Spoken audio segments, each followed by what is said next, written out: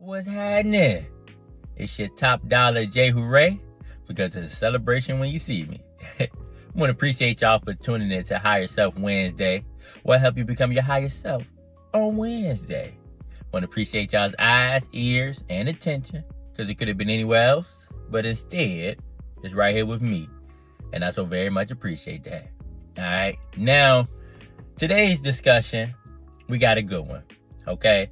Now, a lot of people always talk about, starting things, starting out, how hard it is in the beginning, but not too many people talk about mastering it.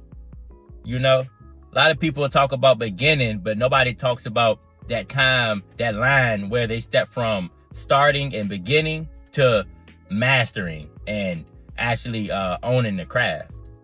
Like, let's say, a woman, she want to do hair. She just starting off doing hair, so she struggling at first. She got braids all crooked, but then she get to that point where she continue and now she can braid with her eyes closed.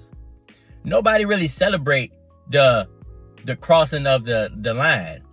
Nobody looks at, dang, I started here, but I'm right here now, because it becomes so natural.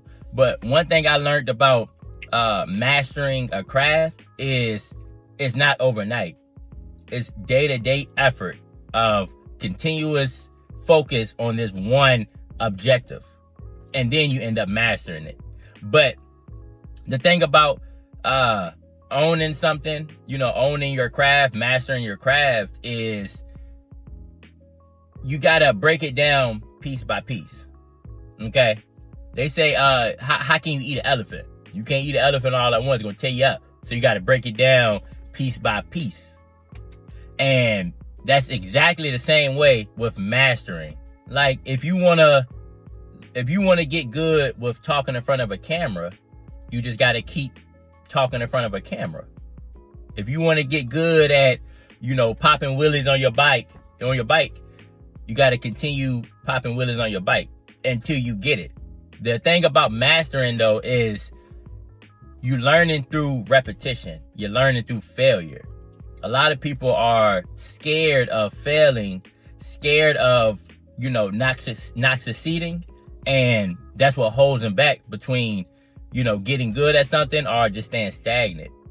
You got to be able to take risks, take chances, and, be prepared to lose. Because when you lose, you learn. All right, so you got to switch that L from loss to learn. Once you learn, then you don't repeat those same mistakes. You change it up a little bit. If this ain't work, you change it to this. If that ain't work, you change it to that.